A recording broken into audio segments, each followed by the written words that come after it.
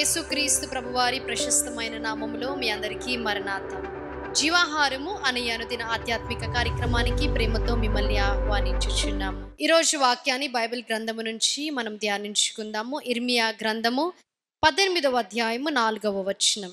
కుమ్మరి జిగటి మంటితో చేయుచున్న కుండ వాని చేతిలో విడిపోగా ఆ జిగట మన్ను మరలా తీసుకొని కుమ్మరి తనకు యుక్తమైనట్టుగా దానితో మరి ఒక కుండ చేసెను. మనము చదువుకున్నట్టుగా కుమ్మరి చేతిలో మరి అది చేయుచున్నప్పుడు ఒకవేళ ఆ కుండ విరిగిపోతే ఆ జిగట మన్నును మరలా తీసుకొని తనకు యుక్తమైనట్టుగా మరి ఒక కుండను ఆయన చేస్తాడు. అలాగే మన పరమ కుమ్మరి అయిన యేసుక్రీస్తు ప్రభువారు కూడా విరిగి నలిగిన హృదయము గల వారిని ఆయన బాగు చేసే దేవుడై ఉన్నాడు.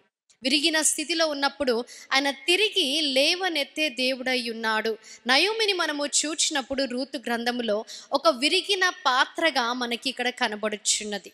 నయోమి బెత్లెహేములో ఉన్నప్పుడు అక్కడ కరువు వచ్చినప్పుడు మరి ఆ కరువుని ఎదిరించకుండా తను మోయాబు దేశానికి వెళ్ళడం మనము చూస్తాం. దేవుని ప్రజలున్న బెత్లెహేమును విడిచి తన పెనిమిటితో పాటు అలాగే ఇద్దరు కుమారులతో పాటు మోయాబు దేశానికి వెళ్ళింది. అలాగనే అక్కడ మోయాబీయులతో మరి ఇద్దరు కుమారులు కూడా వివాహమును జరిగించింది. అక్కడికి వెళ్ళాక తన భర్తను అలాగే ఇద్దరు కుమారులను తను కోల్పోవడం మనము చూస్తాం. ఇద్దరు కోడలతో మరి తను వెనక్కి తిరిగి ప్రయాణము చేయాలని అనుకున్నప్పుడు వారు తన దగ్గరికి వచ్చినప్పుడు ఓర్ప తనను ముద్దు పెట్టుకొని మరి వదిలివేయడం జరిగింది. కానీ రూతు తనని హత్తుకొని తనతో పాటు బెత్లెహేముకు ప్రయాణమై రావడం మనము చూస్తాం. తను అక్కడికి వచ్చినప్పుడు అనేకులు నయోమి వచ్చింది అని తన దగ్గరికి వచ్చినప్పుడు నన్ను ఇంకా నయోమి అనకూడదు, ఎందుకంటే నా జీవితంలో నేను అంతయు చేదుని మాత్రమే చూచి ఉన్నాను. నా జీవితము ఇప్పుడు ఒక మారా వంటిది, అది చేదు వంటిది అని తను అక్కడ అనడం మనము చూస్తాం. కానీ దేవుడు ఆ విరిగిన పాత్ర ఆ నయోమిని మరి తను మరలా తిరిగి మలచి ఉన్నాడు. తన జీవితాన్ని దీవించి ఆశీర్వదించి ఉన్నాడు. మరి రూతు ద్వారా తనను మరలా దీవించడం మనము చూస్తాం. ఇక్కడ మనము చూసినట్లయితే రూతు గ్రంథము చివరి అధ్యాయములో ఇక్కడ నయోమితో వారు ఇలాగు అనుచున్నారు. నిన్ను ప్రేమించి 7 కుమారుల కంటే నీకెక్కువగా నున్న నీ కోడలు ఇతని కనెను. ఇతడు నీ ప్రాణమును ఓదార్చి ముసలితనమున నీకు పోషకుడగునని నయోమితో చెప్పిరి. మొదటి అధ్యాయంలో మనము చూచినప్పుడు మారా వంటి జీవితము నయోమి కలిగి ఉంది. సమస్తాన్ని కోల్పోయింది.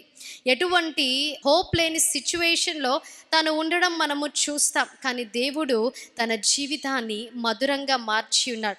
ఎప్పుడైతే మరలా తను బెత్లెహేమునకి వచ్చిందో తన జీవితాన్ని దేవుడు తీర్చిదిద్ది ఉన్నాడు. మనం కూడా మన పరిస్థితులు ఎలా ఉన్నా సరే దేవుని దగ్గర నుంచి దూరముగా మనం వెళ్ళినప్పుడు తిరిగి ఆయన సన్నిధానంలోని మనం వచ్చి ప్రార్థన చేసినప్పుడు మారా వంటి జీవితాన్ని దేవుడు మధురముగా మార్చివేయనయ్యున్నాడు. ఇటు వాక్యాన్ని దేవుడు మీ వినికిడిలో హృదయంలో భద్రపరిచి దీవించి ఆశీర్వదించునుగాక. ఆమేన్. ప్రార్థన చేసుకుందాము.